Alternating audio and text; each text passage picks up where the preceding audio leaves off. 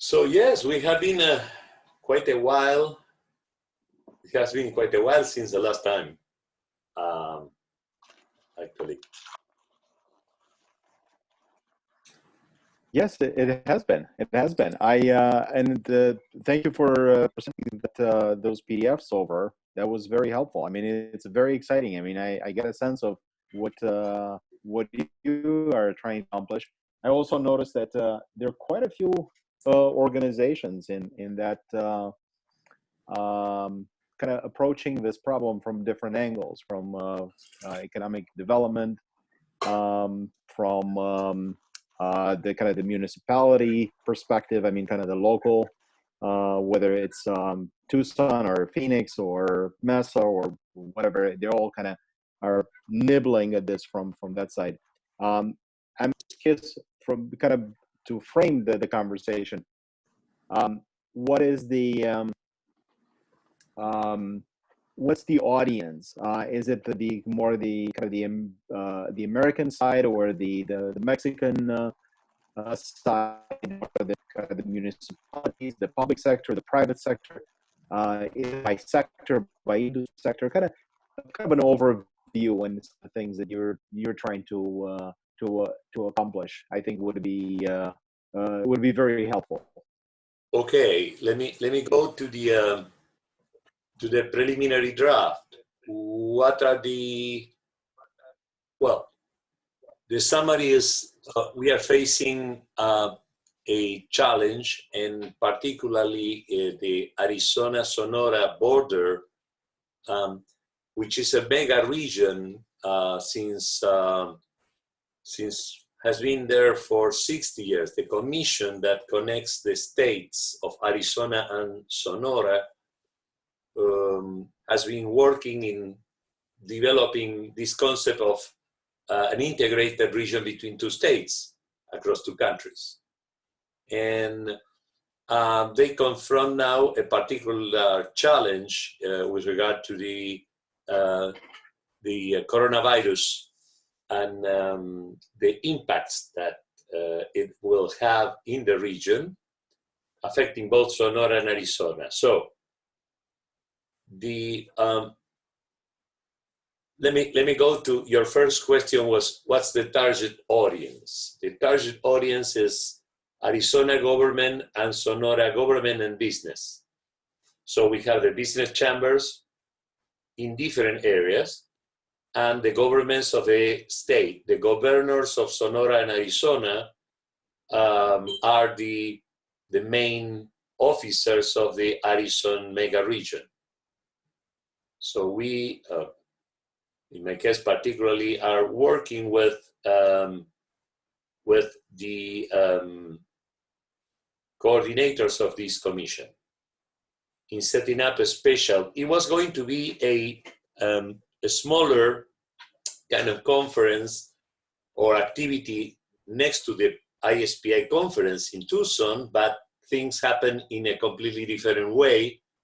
And now it's an entity of its own life. I just come from a webinar with Arizona. Because in Arizona, different groups are working with the state in asking for help, in figuring out how the new package is going to work, etc. So they are very down into the weeds of that. This is more kind of an effort to have a systemic approach to the challenges. So we want to invite all the main stakeholders in this Arizona-Sonora mega region.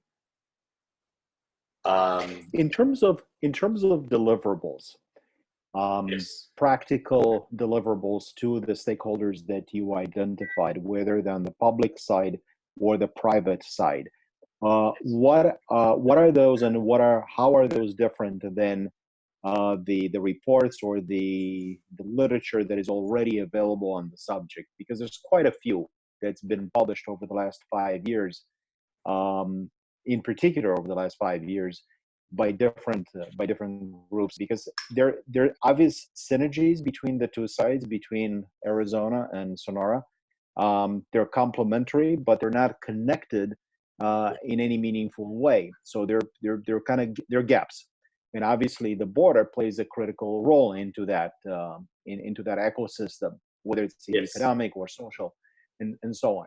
So the question is more specific to the deliverables to the audiences that you identified, and how are those deliverables any different, or because again, broad brush I understand in terms of what you're saying about a kind of a more systemic approach, a more unified approach, but how is that not just a compilation or just a collection of the resources that are already done or available? I'm putting here these are the deliverables. First, yes, it's a mega region, but in terms of size, but not necessarily, as you say, in terms of integration. So putting mega from our standpoint means that define a shared vision for the immediate future and based on the long-term future.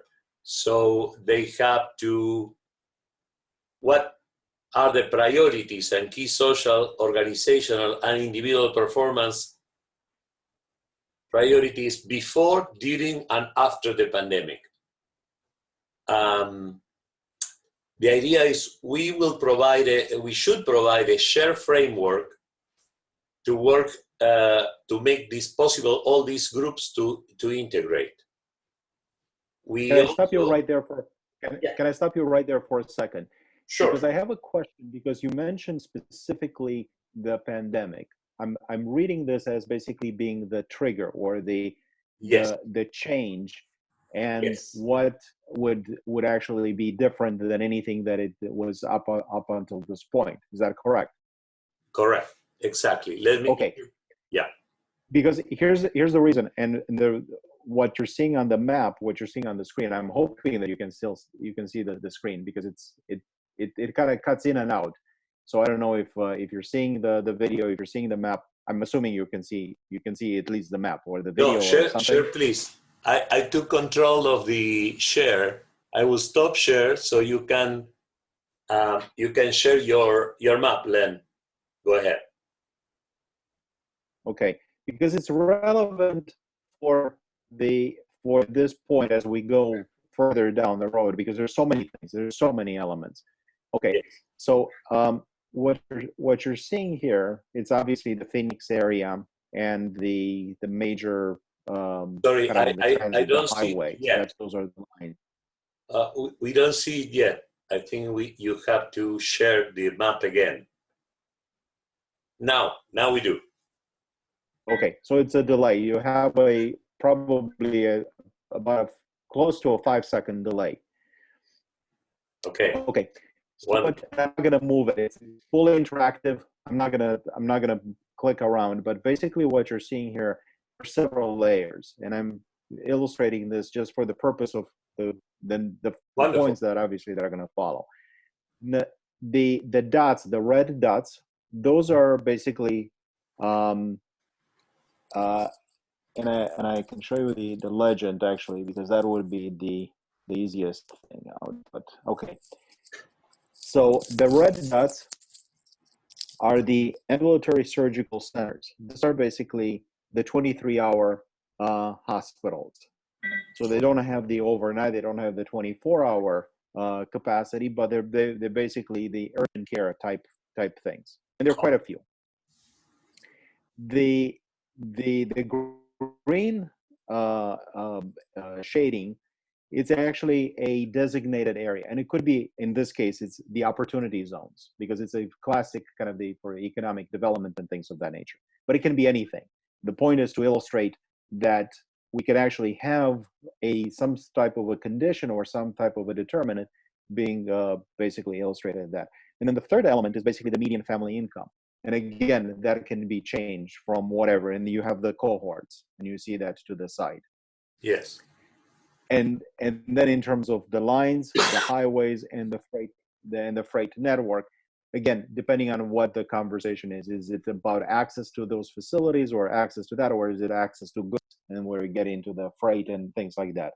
So I thought that would be a kind of a visual cue where I'm not going to start clicking and doing all those things, but it's as simple as basically kind of turning things off, and I'm just going to do 2 clicks. Yes. Great. And see how this map is actually constructed and layered. Okay, so this was that if this event is the trigger, then obviously the elements that are going to be the primary importance are going to be what is the healthcare infrastructure, and what are some of the social conditions that are going to have an impact, whether it's age or income or access to food or access to whatever. There could be a couple of things that are specifically relevant for this conversation. So I'm done. It's all yours. You can take back the screen. That's great. That's great, because now I see more of your approach, and it's wonderful because it will help us to address the other. Let me go. I will skip what I was going to show before, and I will go into this. Okay. How the pandemic, what is the kind of approach we are looking at here? We have basically 3 levels of impact of the pandemic. A human impact, an economic impact, and a technological challenge. From the human standpoint, we have physical health, obviously the process of detection, contagion, and the healthcare strategies to deal with the illnesses. But we have also the mental health, fear, angst, habit, thoughts involved in, and the social health, the relationships, the family, neighbors. One of the things we are collecting is, okay, we have to make sure that, let me go to the other side. The economic side, we have value chains, supply chains, supply and demand disrupted, markets and transactions, logistics, and going to individual business models, disruptions, where it's disrupted, how are disrupted, what are the changes, and how finally that ends in affecting jobs or livelihood. And there is a third rail, let's put it that way, that crosses the others, is about the kind of communications the impact in communications, logistics, and different models we have been using. I left on the human side the mental models because they affect the way you look at this problem. Single track mind paradigms will say that is either human or economic first. One of the problems we have is there are groups that are looking strongly at the economic side and saying, okay, if there are no, if the economy tanks and goes into a death spiral, the human cause will be much worse. The other side says, forget economy, we have to focus on the human. So mental models also affect politics and emotional intelligence and adversity quotient, the ability to respond to adversity, will affect the kind of response we will have both in the sanitary side and in the economic side. The idea of the conference will be to work with different experts and different cases in each one of these, let's say, 3 tracks. For example, how do we address the human aspects? We are calling, for example, an association called Pescar that works with people in social isolation and provides support to families. We are bringing also apps that help to deal with a detection, but also self-detection, so people can self-report and the government can know where in your map, for example, are the critical cases to direct the resources, but also provide people with support that will have to do with the physical health, for example. The idea is that in the conference, we will try to work in first getting together the first responders in terms of leadership, then bringing them to work in different groups or areas specifically. And the idea was, you know, I'm talking with everybody that I know can help us to see, to get help, to see how can we help the in this particular kind of situation. Let me go to, for a moment, to a different.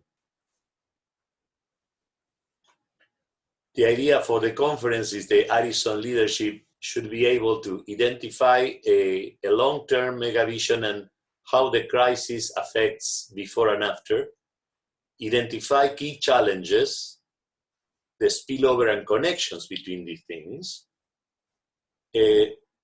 explore different cases, leading cases, for example, in business, responses to crisis. We already have contacted, to give an example, Amazon has purchased Whole Foods and has a model that will turn the difficulty of going to a store in a delivery system. Uber Eats is doing something similar. In Spain, we have a chapter that is bringing the model of the NH hotel chains that are turning hotels into hospitals. The healthcare detection, the Buenos Aires city has now an app that helps the government to figure out where the cases are, self-detection, and also there are in US infection maps that help to organize and orient the resources.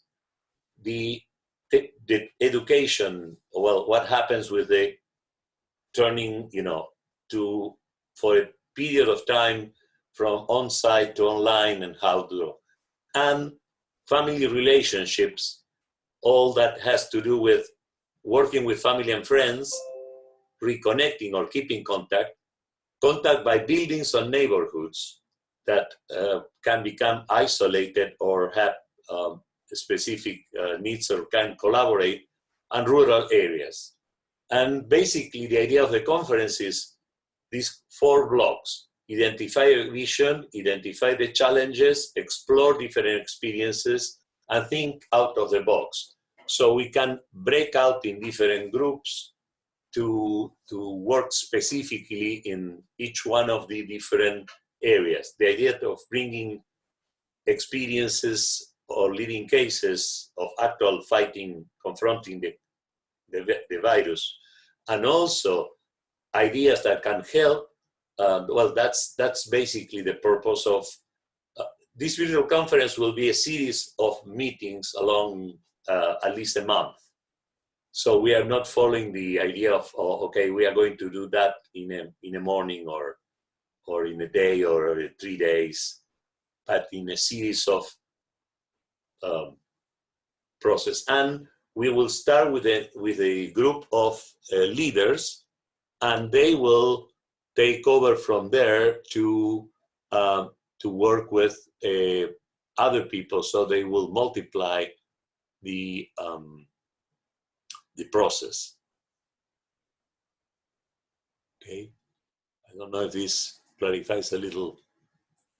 Oh, it does, absolutely. No, it's in terms of content and also kind of the format that you're looking for, Yes. and then it becomes several things in terms of the kind of the infrastructure that you would be looking for to actually deliver this content to this audience.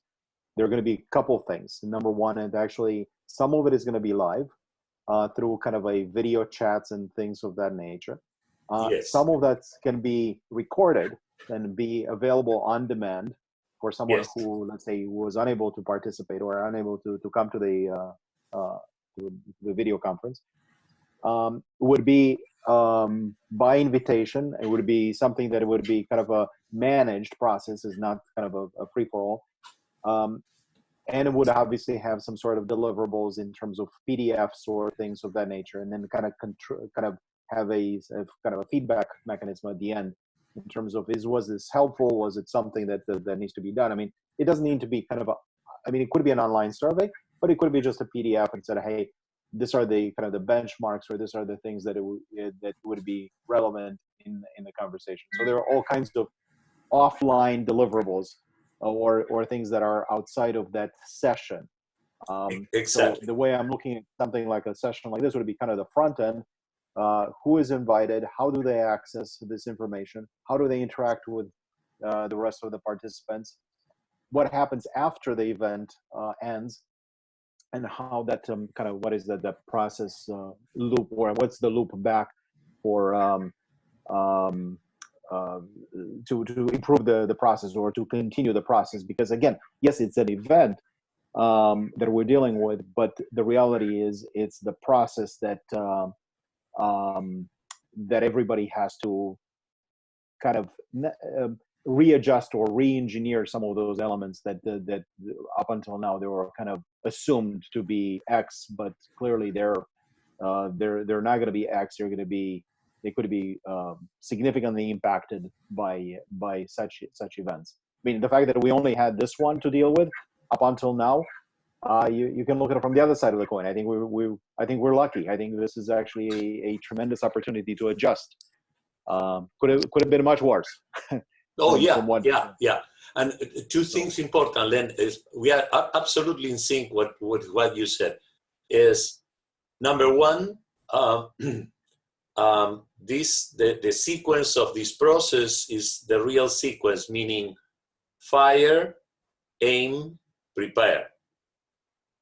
So we are working with a crisis that is ahead of us. So those ideas is, we are going to start with the people who had more weight in their communities. So we are talking about, let me go to the guys who are going to be here. We are trying to have the chambers of commerce, cities, Tucson, Phoenix, universities, Arizona State, University of Arizona. On the Mexican side, Chamber of Commerce, cities, Cajeme, Hermosillo, Nogales, Obregón, and universities, Monterrey Technological and Sonora Technological. We have the Arizona-Sonora Commission and the Sonora-Arizona business partners and companies that are already linked there. So the idea is to start with a nucleus, and they will probably start mushrooming if we give them the tools and they identify these first stages. This will break into more groups independent from our quote unquote control. The idea is, if I can put it in a very simple expression, the way to fight a virus is with a virus, an antivirus. So viral, they have to go and suppose the hotel chain in Spain that is working right now, obviously will tell the story, but maybe the guys in Sonora coast and Baja California will discuss, okay, we are going to do it this way, but this help us to figure out. And they will organize maybe with WhatsApp groups, with virtual tools that we can provide. So the idea is to think, what can we provide in these successive meetings so we can schedule. The idea of a meeting will be like 15 minutes introducing either an experience and the tool we use, and the rest of the time helping them organize to see how they are going to use that in operating.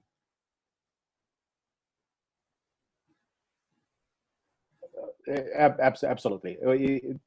We're absolutely on the same page in terms of kind of not only the kind of the moving parts or the pieces of the puzzle, but kind of how they would come together in a case like that. being the hub is definitely the way to go, because there are so many different stakeholders, and they have content, they have institutional knowledge and resources to be meaningful. Connecting those dots would be a definite plus, because right now they're siloed, and this is what I've noticed actually looking at the things, and that's why I was asking about the audience and kind of the deliverables, because what exactly is that fix, or what are we trying to fix? And if it is about breaking the silos and connecting those different stakeholders through the means of the technology or the tools or the things like that, then it makes sense from a kind of an actionable perspective. It becomes actionable. Yeah, if you look at because otherwise it's here, kind of sorry, it's replicating. Yeah. Yep. I'm going to share this also later on. So, share vision, what can we do, anticipating impacts. We use a model, I call it the cat whiskers. You know the fishbowl. It looks at the causes. Oh, yeah. Well, this is, I gave it, for lack of a better name, cat whiskers, because it's looking at the consequences. So we said, okay, and it's very here. cute. It's a very cute photo, by the way. It's yes. Always. That's why the internet was invented, right? To share pictures of cats. And that's my cat Oscar, who was a big. It's not Pisco. It's Oscar. It's Oscar. Yeah. It's no longer with us, but he knew how to use those. He's famous forever. Yes, exactly, immortalized. And well, the idea is to look at what are the impacts and what can we do. To do successive needs assessment rounds. So once we identify the main areas, as I showed you before in that mind map, each group maybe will split out and work independently, but the idea is to provide them with tools, tools they can use to think out of the box and organize. Other members we are inviting will provide, for example, virtual support to create communities. I bring in Pescar, which is an NGO in Argentina that is helping us with 13,000 people living in a slum in Buenos Aires. And what they do is that they use WhatsApp and virtual communications with mentors that basically the coaches are working each one with about 100 people to make sure that they keep their jobs, or they keep going to school, or they get out of addictions. We are going to be presenting these ideas. They will help on that. I totally get that. And here's something that I want to put on the table at this point, because I think would be maybe a way to kind of frame it in specific actionable terms, like a virtual meetup. Because you brought up the meetup, and obviously the idea with meetups was to meet in person. And what if we actually look at it from the other side of the other side of the coin, in terms of virtual meetups, where there is a shared platform, there's a shared set of concerns, there are different groups, and obviously there are going to be different areas and different things, and there are obviously with a moderator, with someone who will be in charge of that community, they can send their invitations and so on. But it starts to bring those different stakeholders together in a virtual setting, and without actually, and here's where the economies of scale and scope come into play, because it eliminates this idea of actually for them to reinvent the wheel or create something on their own and manage that and manage resources. And where do I have it? I have it on the Google Drive. I sent you an email. I cannot find the email. I mean, we know all this stuff. So if it can be a hub for those virtual meetups with the resources to kind of connect those the different stakeholders, whether it's from the public side, the NGOs, and so on, that it would kind of address their specific areas of concern, because some of them are going to be purely economic, no question about it. Some of them are going to be purely social, early health or whatever. And that's where the communities are going to start to kind of form around those areas of concern. It's going to be a natural way. And so then what it's going to be, if we're basically saying we're trying to be a matchmaker and we're trying to break down those barriers and provide with that support that everything is kind of in one place. It's a repository. And if somebody actually wants, if we're basically saying, to see it from an economic perspective, gee, I have to Google it, because everything nowadays is like, well, you have to Google it, and you get white papers, high school papers in the mix. Yeah. I mean, it's ridiculous. Well, that's the idea. Nothing that you don't know, but it's actually how I'm actually playing back what you're saying in terms of actually connecting and using the technology to actually do those kinds of things that you said. So just, again, nothing that you don't know, but what I'm hearing and what I'm looking at from a technology, from a deliverable standpoint. What I would offer in support of what we're talking about, at least from my perspective, one is that this organizing group and the technology that it uses can become, to quote my friend Joe Slater, a single source of truth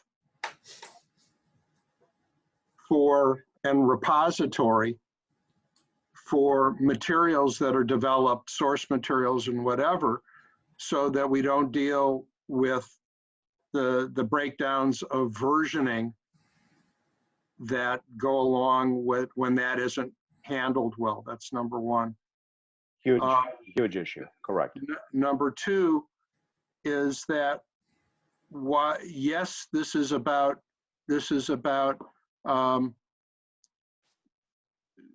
making the silos permeable and creating connection, but the connection, in my view, is both an end and a means. It's an end in the sense that, especially because of the pandemic, we're in a place where, in a lot of locations, social distancing is occurring, which has an impact on social and emotional connection. And so this can go a long way in around worthy and meaningful work that can create connection as an end unto itself and as an enabler of other things. And the other things, and now, Mariano, I go back to conversations that you and I had when we were trying to find the partnership conversation with ISPI, is, yes, well, what are those? The actionable only makes sense in terms of relevant, hopefully integrated, synergistic projects. Yes. That are worth, that are assessed to be worthy of the time, attention, and resource allocation to make things happen in a concerted, focused way for the different populations that it's looking to impact, having that kind of a social impact. Yes. Am I understanding that correctly? You are, and we are basically looking at. I would add some things. This is what we have as the. Let me put it in. Share it in.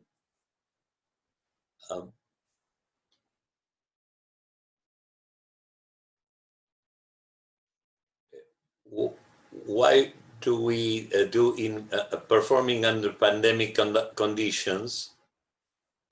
Basically, what we are looking at, this is the Spanish version, value chains, business, jobs, e-performance, and human interaction. The idea is that we can offer support as we grew up as a global network from different international members that bring together different pieces. this region, I've been part of this like John since its own times, working from Sonora. So we are talking about a region that involves basically. Let me show you part of what we did in the past to give you an idea of how our plans match also what Len was describing.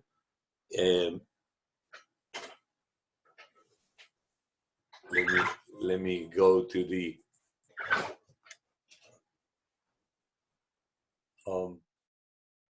and while you're doing that, while you're doing that, Mariano, I want to add one thing in terms of actually the visualizations and how this is actually parallels the conversations that we're having here on the B2B space in business to business environments. How what are the silos within an enterprise? What are the things that need to be done to kind of bring those stakeholders on the same page, whether it's marketing or logistics or sales or whatever. So again, I'm looking from a very tactical perspective, but there are very strong parallels to what we're talking about here.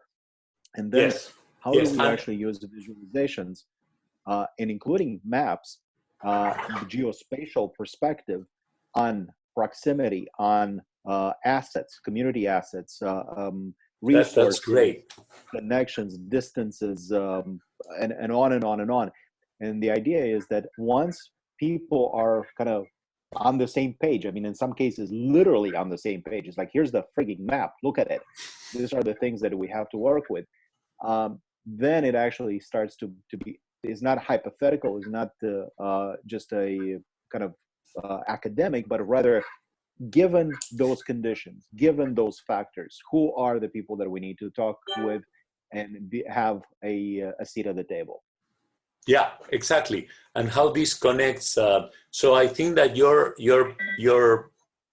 ability to present the mapping and the reality of how these physically on the ground are, plus, and look at this. This is interesting. You show me initially something I didn't know, and I still don't know, which is the reality of the other side, of the Arizona side. This is the reality of the Sonora side. This was our our syllabus. Our syllabus was developing this value chain that starts in the rural south of the southern Sonora and ends in San Carlos, Guaymas, basically exporting to the United States, California, and China, and has all these coasts. Mariano, we can't see the map yet. No? No. Oh, let me make sure.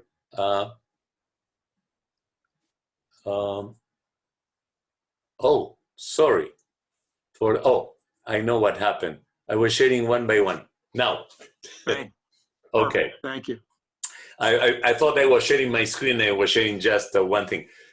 This is an example. We work with this structure, visual, to help people because we were incubating with a university different projects. And those were connected in the infrastructure and logistics that included airports, roads, and internet connections, plus incubation centers and different kinds of industries. So the idea is that we have, this is, our idea would be to facilitate, to connect people that can help virtually to assemble more systemic solutions to confront a systemic challenge. Because of course, viruses are systems that attack systems. They're invisible, like all systems are. So the idea is that we have to oppose something equivalent, and our contribution as a global network will be, okay, we organize meetings, a general framework, and then maybe, Len, you can think, okay, I think, Mariano, I can help with this. I can help more for example, I have a lot with the, let's say another thing, our global network is bilingual, is Spanish and English. And that's another challenge we have because not everybody is fluent in both languages, and also the difference in cultures, institutions, or rules. Absolutely. So No, absolutely. we have still to put together Arizona and Sonora sometimes, but having you, for example, is obviously a plus because you can go farther than I can go, for example, on that side of the border. Well, and yes, definitely on the Arizona side, we definitely can do some amazing things. We can actually use some of the same practices, some of the same tools to actually do things so that they're compatible, so that there is not this system A and system B. And yes. I would actually challenge you on this stuff. It's more than just a language. Language is kind of the one type of barrier, but even among the and this was actually something that, again, I'm coming back to the conversations, the things that we're having on this end within the enterprise, and it's the question of what language are we speaking? Do we speaking a marketing language? Do we speak a logistics language? Do we speak the strategic language, the CEO level, or do we speak a kind of a tactical implementation? I will change your screen for 1 second because I want to share with you something that I found. Go ahead. I'm releasing the control so you can share. This is a report that was published in 2012. Is the latest one that I was able to find. I don't know if you saw it, or if there is a more recent version of this. I still don't see it. It basically deals with. Now I see it. Okay. Oh, wonderful. Maricopa. And yes, sir. What's interesting is actually that they're talking about the small and medium-sized companies, which is a critical. I mean, it's one thing to have this conversation with a tier 1 company, let's say GM or whatever, and it's a different thing to talk about something, a kind of a smaller operation with 50 employees, and it's something totally different to start with to have a conversation with somebody who has a kind of a boutique thing with 1 or 2 family members and their ability to actually connect into this ecosystem. So to me, when I hear the word language, just so you know, because I'm thinking well beyond the translation between English and Spanish, I'm thinking, are we connecting those stakeholders at the appropriate level? Because if it's a tier 1, then they need to connect with a tier 1. If it's a tier 2 or tier 3, medium and small sizes, they need to connect with alike operators or alike systems that would be appropriate. Otherwise, it would be a complete mismatch. It's really going to be frustration on both ends. So this is that's a very important point. Very important. The meaning was to look at basically what is the ecosystem from this side, from the small and medium size. And I'm going to scroll back, and I'll forward this to you, Mariano, if you don't have it. It's about 30 odd pages. And it has, as well, if you would, Len. Oh, absolutely. Absolutely, John. Absolutely. Yeah, there are a bunch of things that I specifically looked at, and this is how it looks. I mean, it's the typical stuff that you would expect, and I'm going to blow it up so you can see it. It's as readable and as actionable as that you'd ever see. Wonderful. Yeah, I can see. It's yes, and we have to connect you with Gonzalo. If you're a small company in Sonora and you get this 35-page report, and the expectation is that you're going to actually be able to do something with it, good luck. Yeah, exactly. It's good information, but here's the thing: there is good information out there, but it is not actionable. And this comes back to what I said at the beginning in terms of being cognizant of the audience and the language that they speak, and and beyond Spanish and English. It's how do we connect them at the appropriate level, both in terms of size and interest and so on. Because it could be something in manufacturing, it could be something in the textile or wood carving or whatever the heck it is that they're doing that is would be highly applicable to them, but not to anyone else. And it's not just that the concerns are going to be different. They're fundamentally, we're all human and we all have the same issues and same concerns. But how we communicate, how we talk about those things, Sure. it Yeah. I see this time and again that there's such gaps in communication, even within the enterprise, between the C-level, the way that communication is structured, and the uh, kind of the more the forward looking at strategic versus, you know what, I need to do something right now, and these are the constraints that I'm facing, and if otherwise we're going to be talking past each other. And this is, I think, Yeah. there's an opportunity in this framework, in this stuff that we're saying, to say, yes, it's a hub, yes, it has great plans, and we're addressing specifically the needs of the small, medium, and large, and this is how. So it becomes more fragmented in a sense of the kind of those virtual meetups, but at the same time they all stem from the same, and they actually start to connect at some point. That says, if you have a question about your environment, your 30-mile, what's happening within 30 miles, these are the people that you should be in contact with. If you're Yes. looking at more the corridor, how we can actually move up in from a kind of a logistics standpoint or value chain or whatever, then these are the kinds of things. But again, those are going to be conversations that are going to be appropriate with some and not Yes. others. Len, what you're saying is wonderfully interesting, not only to me, is going to be critical for the preliminary group, because what you're defining is, okay, we have to be able to identify, differentiate the different levels of analysis and involvement. In English, the word level as a verb indicates to be frank and establish useful communication. Let me level with you. Well, that's exactly what we have to do. I've been right before this meeting in a meeting with small business in Arizona. And it was so in the detail of how can I get a loan or apply to keep my current business open for 3 months, that I thought it was just, of course, the state, someone was responding, okay, you have to apply, yes, we are going to send.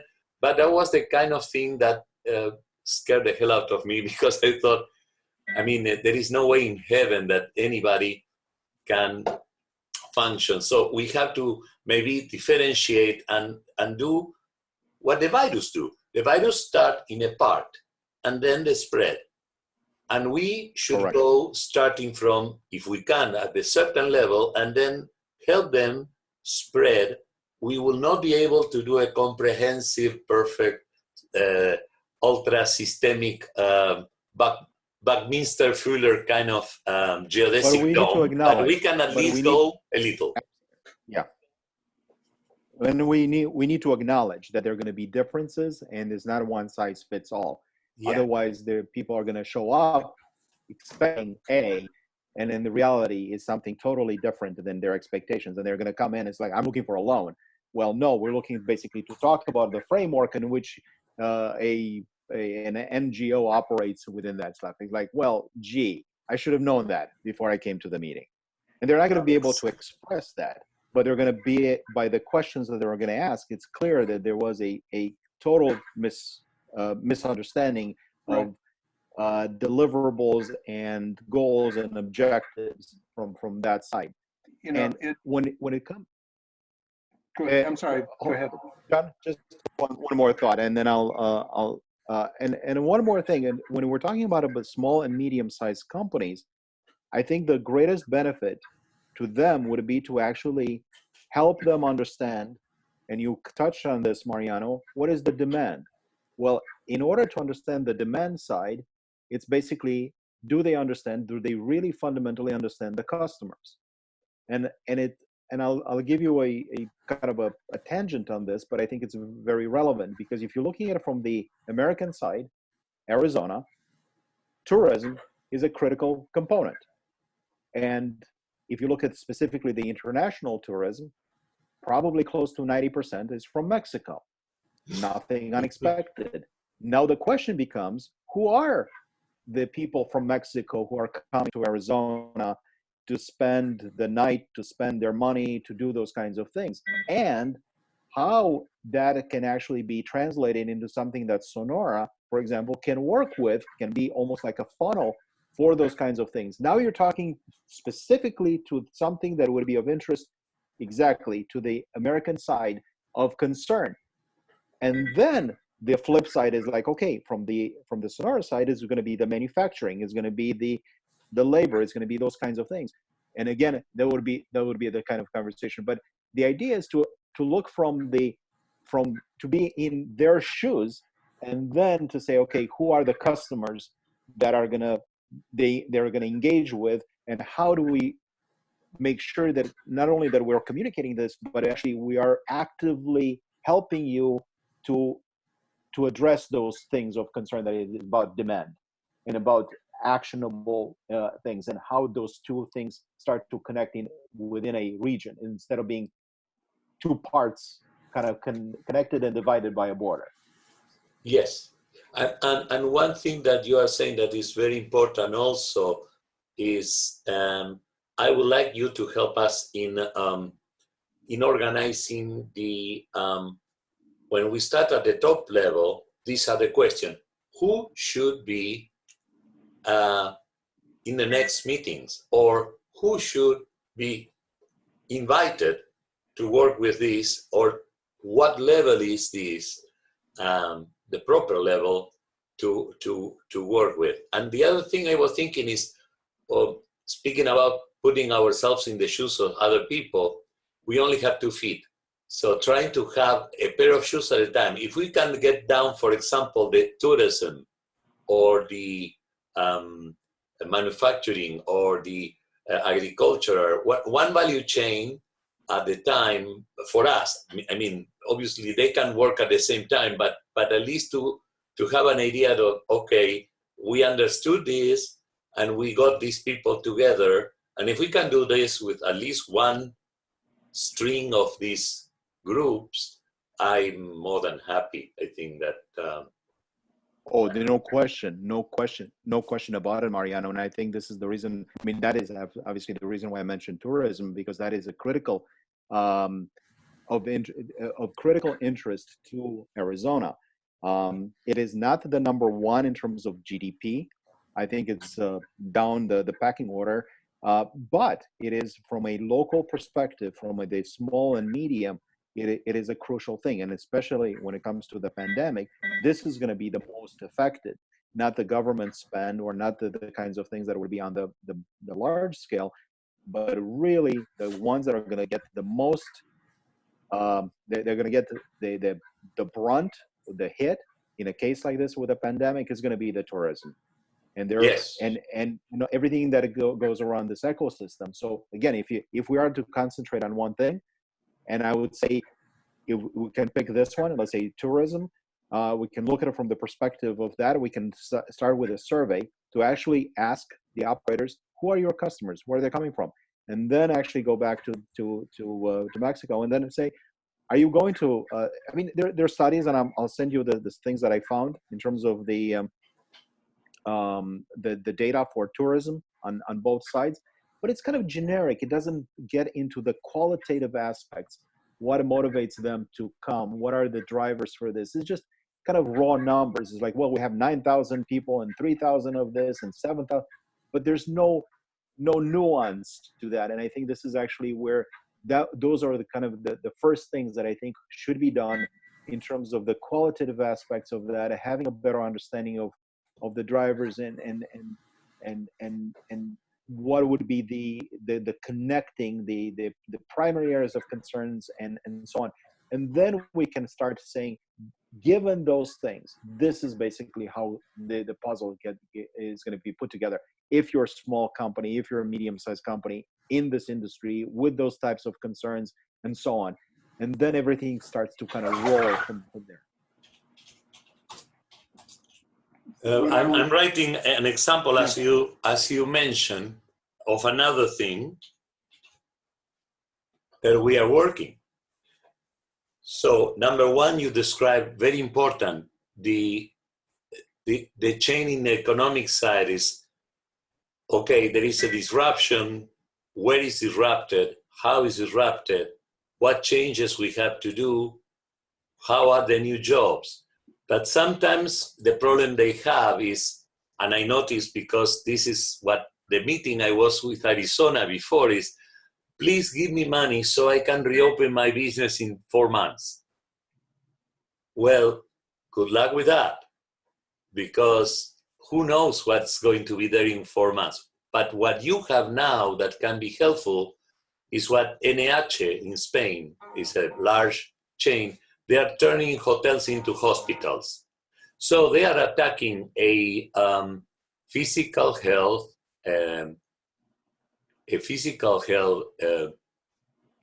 priority. And at the same time, they are repurposing the a value chain that has to do with hospitality. Both sides, because what they are doing in Spain is they are using hotels to provide infrastructure for people who are sick, or for people who are not sick and they don't want to get sick. So they put senior people maybe in a motel. And they have to repurpose the clerk that works in the hotel to work as caregiver or caretaker, someone who's in charge of a different kind of job. But it's again going with one chain and saying, okay, maybe for 2 years we will not have normal hospitality functioning. Maybe we are lucky in 3 months, everything is back to the old days. But in between those two scenarios, NH, these hotels, they decided in Spain, said, we are going to, first, we have to support the emergency. And secondly, well, we are going to receive help from government, but we are going also to keep people working in a different area, because very likely and after this huge explosion, we will need much more nurses than hotel clerks. So let me interrupt. It's possible, Mariano. John, just 1 second. One thing. It's possible that short term the repurposing and the kind of the adaptive use and reuse of those resources is a key function of that. And I think this would be something that can be almost like a track in terms of highlighting that through collaboration among the different stakeholders, those types of ideas of repurposing and engineering or having those kinds of short-term opportunistic things is fine.